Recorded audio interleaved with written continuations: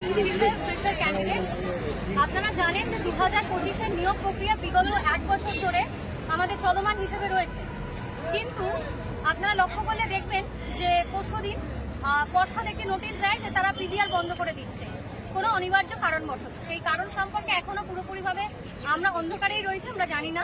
এবং কালকে এসএসসি থেকে একটি নোটিশ দিয়ে জারি করা হয় যে তারা প্রসেস এই মুহূর্তে বন্ধ রাখছে, কাউন্সিলিং এর প্রসেস।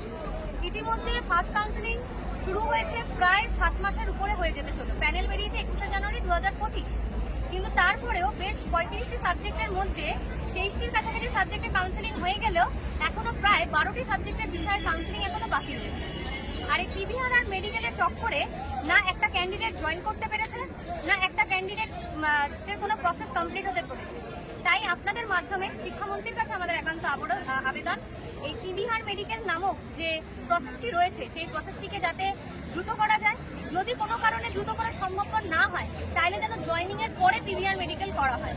এবং যে প্রসেস হঠাৎ করে এতদিন ধরে চলছিল সুপ্রিম কোর্টের নির্দেশে, সুপ্রিম কোর্টে কোনো স্টে না থাকা সত্ত্বেও যদি বন্ধ করা হতো, সেই নিয়োগ প্রক্রিয়া যেন খুব দ্রুত চালু করা হয় এবং প্রত্যেককে স্কুলে পাঠানোর ব্যবস্থা করা হয়। এই অত্যন্ত বিলম্ব আমাদের আর পছন্দ হচ্ছে না এবং আমাদের সহ্যও হচ্ছে না।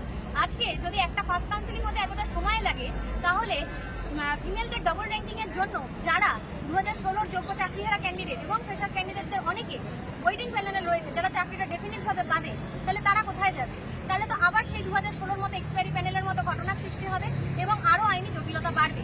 আপনারা জানেন আমাদের প্যানেলে ইতিমধ্যে বহু আইনি জটিলতা রয়েছে। তাই আপনাদের মাধ্যম দিয়ে মহামান্য হাইকোর্টের কাছে এই আবেদন যে এই বিচারের দীর্ঘসূত্রিতা না করে দয়া করে আমাদের যে কেসগুলো হয়ে রয়েছে, পেন্ডিং রয়েছে এখনো যে কেসগুলো, সেই কেসগুলোরও যেন দ্রুত নিষ্পত্তি করা হয় এবং আইনি জটিলতা থেকে এসএলএসটি 2025-এর পুরো নিয়োগ প্রক্রিয়াকে মুক্ত করা হয়।